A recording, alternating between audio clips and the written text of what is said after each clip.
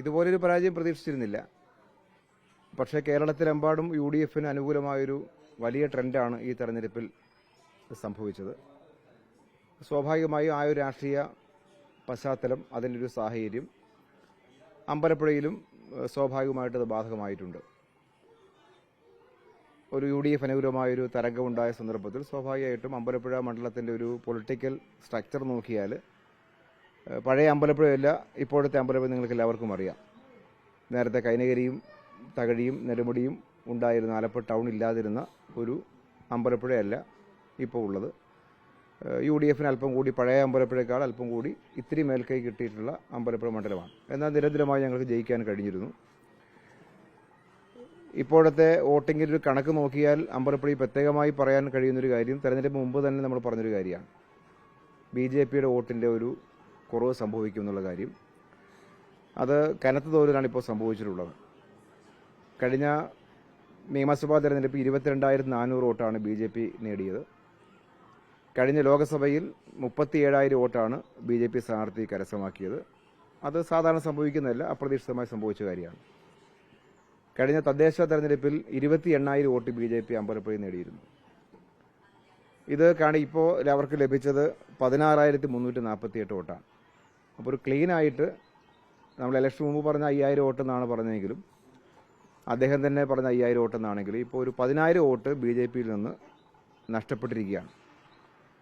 അപ്പോൾ ആ ഷിഫ്റ്റ് ചെയ്ത വോട്ട് സ്വാഭാവികമായിട്ട് UDF പ്ലസ്സായി വന്നു എന്നുള്ളതാണ് പ്രാഥമികമായി കണക്ക് നോക്കുമ്പോൾ മനസ്സിലാവുന്നൊരു കാര്യം.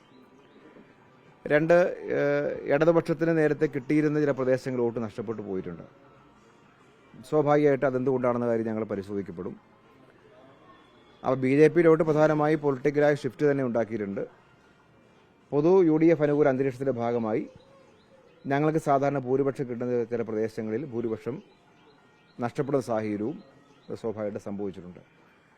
തെരഞ്ഞെടുപ്പിൽ ഇടതുപക്ഷ ജനാധിപത്യ മുന്നണിയും സ്ഥാനാർത്ഥി എന്ന നിലയ്ക്ക് ഞാനും മുഖ്യമായൊരു ക്യാമ്പയിനായി ഉയർത്തിയ ഒരു കാര്യം പിണറായി സർക്കാരിൻ്റെ 10 വർഷക്കാലത്തെ വികസന നേട്ടങ്ങളാണ്. അതാണ് പൊതുവെ കേരളത്തിൽ ഞങ്ങൾ ഉയർത്തിയത്. അത് യാഥാർത്ഥ്യവുമാണ്. കേരളത്തിൽ അമ്പലപ്പുഴയിൽ യാഥാർത്ഥ്യമാണ്. ആ ഒരു കാര്യം പറയുമ്പോൾ അമ്പലപ്പുഴയിലെ പ്രത്യേകമായ സാഹചര്യം 10 വർഷത്തെ പിണറായി സർക്കാരിൻ്റെ വികസന നേട്ടം പറയുമ്പം അതിലൊരു പ്രധാനപ്പെട്ട പാർട്ട് അതിന് മുന്നിൽ നിന്നൊരാളായിരുന്നു UDF സ്ഥാനാർത്ഥി എന്നുള്ളത് ഇവിടുത്തെ പ്രത്യേകമായൊരു സാഹചര്യമാണ്. ഇപ്പോൾ നാട്ടിലെ വികസന കാര്യത്തിന് മുന്നിൽ LDFൻ്റെ ഭാഗമായി അന്ന് നിൽക്കുമ്പോൾ പിണറായി സർക്കാരിൻ്റെ നേട്ടങ്ങളിൽ മുന്നിൽ നിന്നുള്ള ആരായിരുന്നു UDF സ്ഥാനാർത്ഥി എന്നൊരു പരിഗണന സ്വാഭാവികമായിട്ട് സംഭവിച്ചുണ്ടാവണം. അപ്പോൾ ഈ നിലയിൽ അമ്പലപ്പുഴയിൽ പ്രത്യേകമായ ഒരു സാഹചര്യം ഈ പറഞ്ഞ പോലെയാണ് സംഭവിച്ചത്. അതിൽ ഇടതുപക്ഷ ലീഡ് പ്രതീക്ഷിച്ച സ്ഥലത്ത് ലീഡ് കിട്ടാതെ പോയ കാര്യം സ്വാഭാവികമായിട്ടും ഞങ്ങളുടെ ഒരു തെരഞ്ഞെടുപ്പിൻ്റെ ഒരു തുടർ പ്രക്രിയ എന്ന നിലയിൽ അത് ആ നിലയ്ക്ക് പരിശോധിക്കപ്പെടുകയും ചെയ്യും. ഇതാണ് തെരഞ്ഞെടുപ്പിൻ്റെ ഒരു പൊതുവായ അന്തരീക്ഷം സൂചിപ്പിക്കാനുള്ള കാര്യം.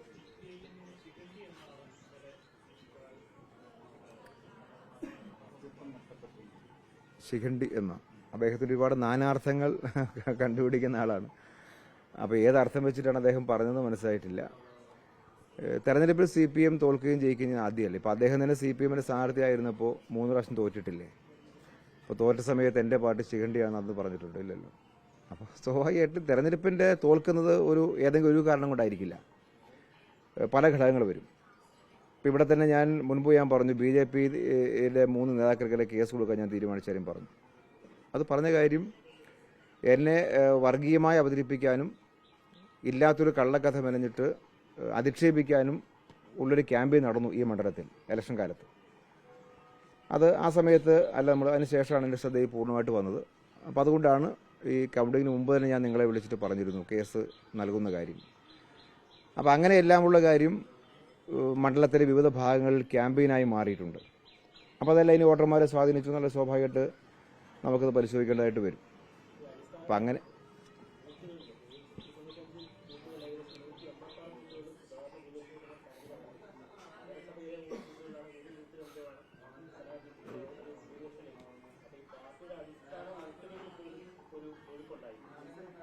അതാണ് ഞാൻ പറഞ്ഞത്. ഞങ്ങൾ ഭൂരിപക്ഷം പ്രതീക്ഷിച്ച പല സ്ഥലത്തും ഭൂരിപക്ഷം കിട്ടാതെ പോയിട്ടുണ്ട്. ഇപ്പോൾ ആലപ്പുഴ ടൗണിൽ തന്നെ LDFന് ടൗൺ മൊത്തം പൊളിറ്റിക്കലായി മാത്രം അസസ് ചെയ്താൽ LDF ഭൂരിപക്ഷമുള്ള മേൽക്കൈയുള്ള ഭാഗമല്ല ആലപ്പുഴ ടൗൺ. പക്ഷേ കഴിഞ്ഞ ഇലക്ഷന് ഞാൻ 5000-ന് മേലെ ലീഡ് ചെയ്തു ആലപ്പുഴ ടൗണിൽ. ഈ പ്രാവശ്യം അദ്ദേഹം 7000-ഓളം വോട്ടിന് ലീഡ് ചെയ്തു. അപ്പോൾ അത് വേണേൽ പൊളിറ്റിക്കലായ കുറേ ബേസ് ഉള്ള സ്ഥലമെന്ന് പറയാം. അപ്പോൾ അല്ലാതെ ഉള്ള സ്ഥലത്തും പഞ്ചായത്തിലേക്ക് വരുമ്പോഴും ചില പഞ്ചായത്ത് പ്രദേശങ്ങളിൽ ഞങ്ങൾക്ക് കാര്യമായ വോട്ട് കുറഞ്ഞിട്ടുണ്ട്. ആ വോട്ട് കുറഞ്ഞത് സ്വാഭാവിക ഇടതുപക്ഷ അനുഭാവി വോട്ട് കുറച്ച് നഷ്ടപ്പെട്ടു പോയി തന്നെയാണ് കാണുന്നത്. പ്രാഥമിക കണക്ക് നോക്കുമ്പോൾ അങ്ങനെ കാണുന്നത്, വിശദമായി പരിശോധിച്ചിട്ടില്ല.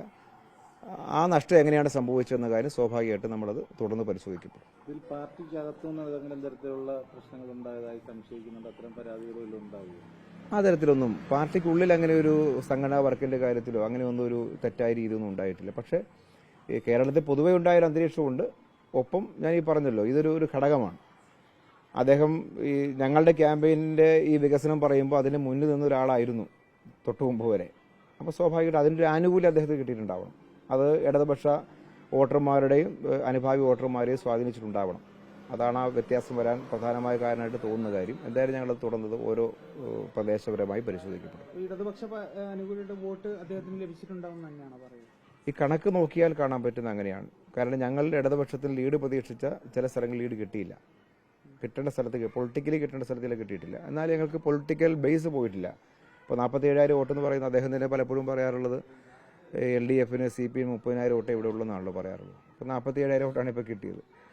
അപ്പോൾ ഞങ്ങളുടെ ഒരു ഈ ബേസ് ആകെ തകർന്നു തരിപ്പണേ പോയിട്ടൊന്നുമില്ല. പക്ഷേ സാധാരണ ഞങ്ങൾക്ക് ലഭിക്കുന്ന ഇടതുപക്ഷ അനുഭാവമുള്ള കുറേ പേരുടെ വോട്ട് ചില സ്ഥലത്ത് നഷ്ടപ്പെട്ടു പോയി എന്നാണ് തോന്നുന്നത്. അപ്പോൾ അത് അങ്ങനെ പരിശോധന.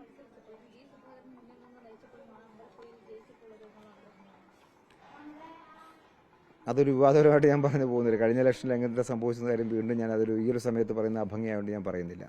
അതിൻ്റെ കാര്യമില്ല.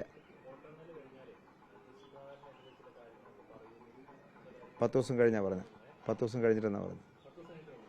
അന്നാ പറഞ്ഞല്ലോ. ഞാൻ പറഞ്ഞ അങ്ങനെ പറഞ്ഞ ഓക്കെ.